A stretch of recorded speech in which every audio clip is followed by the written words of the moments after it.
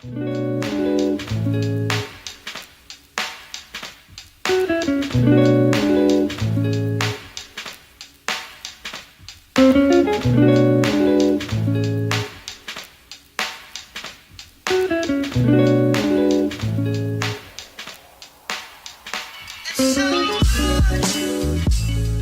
morning, everyone, and welcome to the Girls in Movement podcast, where we talk to founders and influencers from across the globe.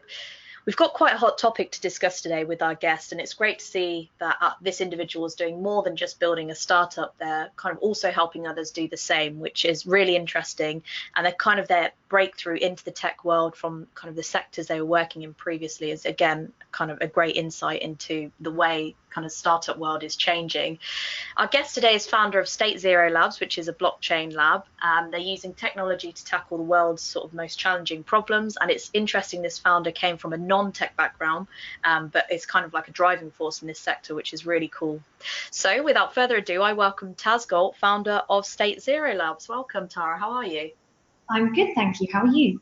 Yeah, really good, thank you. And thanks so much for joining. It's a kind of a pleasure to have you on the show. And of course, we've not actually covered this sector around kind of blockchain. So it'd be really interesting to have your insight into this and kind of where this sector is going as well. So to kind of kick off, it'd be great for you to just kind of tell us, how did it all start? So before State Labs, what were you doing, and kind of how did you get into this area of tech? So I've actually had quite a diverse background, and probably quite unusual for someone now working in not just tech, but deep tech. But for me, I actually originally trained as a journalist. That was the first few years of my career. I founded my first business at the same time at 18 in publishing.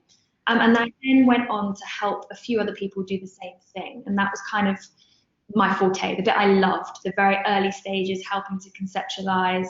I focus very much on brand marketing and strategy. So, getting things off the ground. And I moved into working with 3 different startups over a few years as one of their first team members.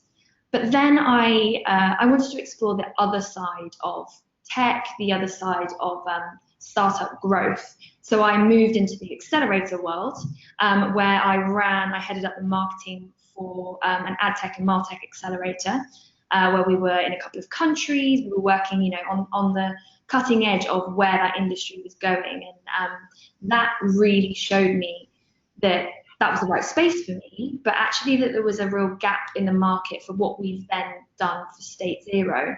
And I met co-founder Katie whilst working in the previous job, and we both felt aligned in wanting to change the way of which the technology, so we've started with blockchain, as you know, the way that was being used and viewed by startups and by corporates and those who would be selling, buying from them, but also about how startups are being treated in the investment world. And our goal was really to level the playing field, and that is why we founded StateZero. Nice. And so just a couple of points. So those who don't understand, give us a bit of insight around blockchain. What is it, and kind of how is it changing and shaping the kind of tech sector today? So the area of blockchain that StateZero Labs focuses on is the use cases for business. So actually the end user won't necessarily know what technology is being used. They just care that it works and it solves a problem. And a great example of that is if you think about using Snapchat and suddenly a dog appears on your face. You have absolutely no idea what technology is using that, the majority of people, how that's happening. And no one really cares, it just looks cool and everyone takes selfies. Nice. And blockchain has the same power that, it's an underlying technology. It actually doesn't affect the end user so much. And obviously we're working in B2B solutions, so selling into corporates. So the best use cases for blockchain is very much around where there's a lack of trust and a need for transparency. And that's why StateZero Labs is sector agnostic. So we have got applications using tech for good, so charitable donations or corporate social responsibility, sustainable housing, all the way through to the rights of remixes, improving who's using what and when and how. And what's kind of for you like the most exciting project that you're working on at the moment, I suppose? Oh, well, I'm not allowed to have favourites, of course. No, obviously. But I really do think it's, I think the bread and butter of StateZero Labs is the myth busting side of things. And I would imagine a lot more users have heard blockchain being used around cryptocurrency, maybe Bitcoin or Ethereum, but not so much for business. And crypto is one use case. And what startups are finding is that they're having to build an application on top of an application, which is where we change things. We've partnered with a company that has built a different framework. It's very much like using the cloud or AWS, but for blockchain, that kind of thing. And they can directly build their application on top of that. So that's where we can solve real world problems. And I do think it's been fascinating to see of the applications that we've had. The biggest percentage have been around using tech for good. And that's something that I do think that's a lot to do with our brand and our positioning on that. But amazing to see so many amazing startups, utilizing this tech in the right way. Yeah, definitely. And I love the idea that you're kind of building it. Something when I first kind of came across StateZero Labs, I really got that feel that this was technology to help actual challenges which are happening across the world, which is really cool. So I bet you get to kind of have a good insight into different startups which are really tackling kind of big problems happening globally, really, which is a kind of a good thing. Absolutely, yeah. And I do think that it's around solving the first part of a problem and creating a solution for that. So say, for instance, shipping logistics, lots of people have heard that blockchain's good for that, and of course it is. You can't solve absolutely everything in one. You have to pick an area of which to start with, which all of us are doing brilliantly, which in terms of appetite from corporates and those who will be using it, that's a much easier way to, myth bust and stop people feeling so scared of a new technology, which actually has been around since the 60s and 70s. It's just packaged differently. And tell us about kind of the startup. So obviously you kind of started your own brand when you were 18. So I mean, I suppose what you've learned from then to where you are now is probably a significant amount. But what for you were the main kind of challenges of starting StateZero Labs? I mean, how sort of big is the team now, and how do you kind of deal with these challenges day to day? So our team is now 6 people, Wow. including Katie and I. And I think our biggest hurdle has actually been around being young founders and also female, but more around the age side of things, and then tackling such a difficult industry. People don't quite get what this technology can do. People don't. People just aren't aware of the business side of things as much as they are of other areas of blockchain. And so that has been a big hurdle for us. But actually, what we have done in terms of our hiring processes around diversity and inclusion, that's a huge focus for us, as is wellness. We offer our team PT sessions a week. Our startups do yoga twice a week. We bring in nutrition experts, because fundamentally we believe a healthy founder equals a healthy business, and it's important that we practice what we preach as well. And so that's why we have the founder first model, to then encourage more people to get into technology. Like you mentioned earlier, I'm not from a techie background, nor is my co-founder, and nor are any of our team. We're business people, but you need that balance in order to make technology successful. Yeah, definitely. And so just touching on the point, kind of you didn't have a tech background. I think this is kind of one of the main kind of holdbacks for people who want to start in kind of the tech world. They think that, okay, I'm not a CTO, or I don't even have that knowledge, so I can't do this. But actually what you need to accompany yourself is someone who has maybe that tech head on their shoulders or something that can help you, and you can kind of do the more business CEO side. But coming into the sector, you mentioned about kind of being young and being female. Were there any particular challenges around that you found, like, that you were like, I can't believe this is still like an issue, or you can't believe that the knowledge is an issue, for example? Was there anything like that? I actually think it was more a personal thing, and I think it's important to talk about that, because it hopefully will inspire more people to get into this industry. But it took me a long time to accept my age. I'm 25, and this is my second business. And I'm now proud of the fact that I've worked hard to get to where I am now, and that I am young. And I think it enabled me to learn quickly how to, adapt my skills to new environments, which is why I've had quite a diverse career. And also why Katie and I were the right people to come together to found this, because we are, like I said earlier, our bread and butter is tackling industries that maybe have got a bit of a bad rep. We're trying to clear that up and, educate people. And so from our diverse backgrounds, that gives us a much better stance in order to do that. Yeah, definitely. And you mentioned just around, just right at the start of the conversation around you wanted to tackle how startups were being treated when it came to investment. Can you elaborate on kind of on that point a bit more? Yeah, absolutely. So I think both Katie and I, having worked in accelerators, early stage tech for the majority of our careers, we kept noticing, well, founder burnout, of course, we all know is an absolutely huge problem. There is a real focus now on trying to change the attitude around mental health. But actually, as an investor or a startup growth person, institution, whatever you want to call it, we have a lot of responsibility to look after startups.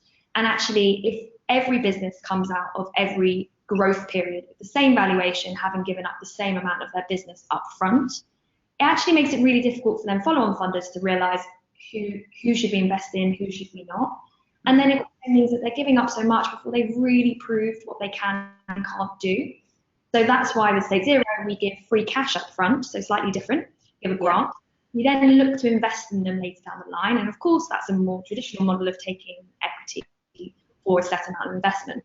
But they sit with us in our office for 3 months. So we can kind of do our due diligence on each other. They can see if they like us, we can see if we like them, and then you come to an agreement together on whether you want to be business partners, but going forwards, rather than doing that up front. And I think that that gives us a great insight to follow up other follow-on funders as well. So we get to know personalities much better, and it's just a lot fairer. And that's a big thing for us on top of the wellness focus and of course the business program that we put our startups through. Having the right that's where you're going to see real scale rather than mirroring what everyone's already doing.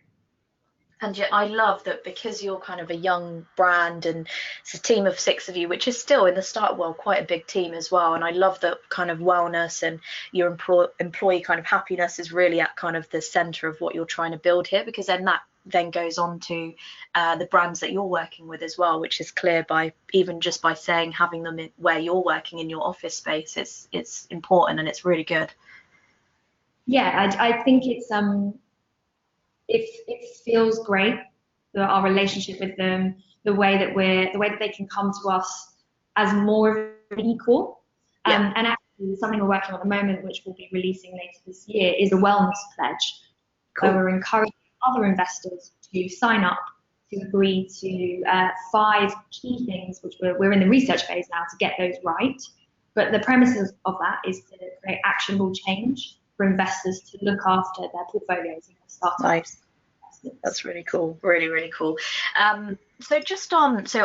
When I was kind of reading up on yourself, Tazz, so you spend a lot of time mentoring. Kind of tell us about the importance of this to you. Were you mentored, or do you have a mentor at the moment? And how do you work with kind of other startups in the sense of mentoring? Yeah, good question. So I think for me, and the reason I got into technology is because I've always been interested in community, about making relationships with people and making a difference in society. And actually tech is a real enabler for that, but not a controller. Important to add. And so mentoring enables me to see the common pitfalls that startups often find at the same points. It means I can learn from other people as well, and we should always all be constantly learning.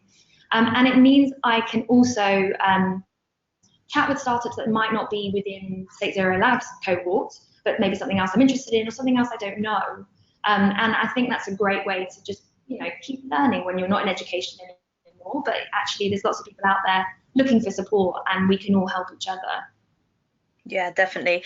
And so do you have a mentor in your life, like at this stage of your career? I mean, being 25 and I assume kind of working with other startups, investors, do you have someone who kind of helps you day to day or like month to month, for example? So I actually don't have an official mentor right now. I would love one. It's quite a hard relationship to find, I think. Definitely. When I ask other people to find consistent mentors, it takes time and it's got to be right for both sides. However, we do bring in around 70 mentors a cohort for our startups, and obviously these are people across the industry, and amazing people for us to know as our team, as the whole of StateZero Labs, that you can bounce ideas off people and help each other grow, like I was saying earlier. Yeah, nice. And so obviously being young, you started your business at 18. Do you sort of have any advice for younger people who want to start a business, even if it's kind of at that really early stage of, I've got this idea and I want to kind of bring it to life? What would you say to them? Ooh, good question. I think my biggest piece of advice would be to think about your audience and your connection to them. And I think that's something that we can dress up with nice words like brand and mission and vision and purpose and of your company, and they are so important. But actually, to not forget the impact and connection with humans and who you'll be selling to, even if it's tech. And I think that's a common misconception that tech will take over. We don't believe that here. We very much believe in humanity in tech and bridging that gap. And I think for startups to be successful, it's when they really understand who their customer is, exactly what their customer wants, and then they craft what they're building for that person or people. Because fundamentally, we are going to buy and sell from humans. That's not going to disappear. And I think in order to stand out from the crowd these days, with so much going on in all industries, but particularly in tech, that bridging that gap between humanity and tech is so important. Definitely. And kind of what are the plans for StateZero Labs in 2019? Have you got any big kind of ideas or big projects that you're working on? So we run 2 cohorts a year of 6 startups. So our next cohort is in September. However, we did actually take 7 companies in this time, which is a great problem to have. Clearly, businesses are using this technology in the way that we would love to see. So we took in extra. I mentioned earlier around our wellness pledge, so that will be launching in May, which is a really, really big focus for us. But then aside from that, we need to continue to myth bust. We need to open up doors for startups using technology in the right way and to educate those who will be buying from them in the end. And that's something that we very much take on our shoulders to educate the impact of that. We are also running a huge focus around humanity in tech, and that's something we install in our startups from day one, and we want to measure the impact of that too. And then the last thing, I guess, is we are currently deciding where to open the next StateZero Labs, whether that should be up north, is in the UK, definitely something we're thinking about, or whether the next one should be somewhere else in Europe. And we are just trying to work out exactly where the right place will be for us. And then finally, in the background, like I said earlier, we look to offer follow-on investment to our startups. And so right now we're doing ad hoc investments on that, but in the end, we would love to have an arm that's specifically for investment from StateZero. So that's something that Katie and I are working on as well. So all systems go. Wow, lots happening then, which is really cool and very exciting as well. Just a last kind of question, which I ask all my guests, and it's around what advice would you give your younger self, if you could talk back to them in any way? Great question. I think what I would say to my younger self was to not fret about not knowing the next step. Yeah. I've always been somebody who wanted to plan. I wanted to be a journalist from about 10 years old, and I followed that through until I was about 21, 22, and then freaked out that I realized actually that's not right for me. I don't want to do that anymore. And actually, I do think that it's taken me until now to look back at the skills that I've learned along the way, and we all do in whatever career that we follow, that you can apply those in different areas. It doesn't have to be exactly where you think it should be. So I think that would be to just relax a little bit. Don't put so much pressure on yourself, because in the end you'll work out where your skills best, what they're suited to. Yeah, definitely. It's really good advice, and I think it's so true. And like when you're talking about kind of fretting about stuff, I mean, we still all do it, and we're like, okay, is this what I kind of want to spend my time doing? Is this what I want to do every day? And we worry about kind of the next step, when actually it's like, just enjoy what's happening right now, and then you can figure out the rest after. And I think also, just touch on your point on the skills that you learn. I mean, even with a startup, there are challenges sort of every day, and the idea of failure being a negative thing. It should actually be turned into a complete positive, because you will use that failure probably not to make the same mistake again, but also to say, okay, what can we do better the next time? Yeah, completely. And I do think the whole fail fast attitude, it can work really well, and it can also be a little dangerous to our mental health, and it's getting the right balance of that. But I do think for, everyone's different, and to embrace that. And I think as a woman in tech as well, I would say that you don't need to conform, you just need to be, and to own, and not, you don't need to mirror what other people are doing. If see if your convictions are correct, and go on from there. I love that. You don't need to conform, you just need to be. That's great advice.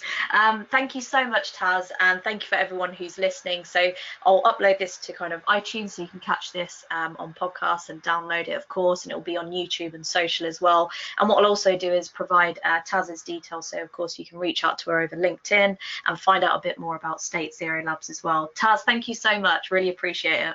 Thanks so much for having me. Thank you.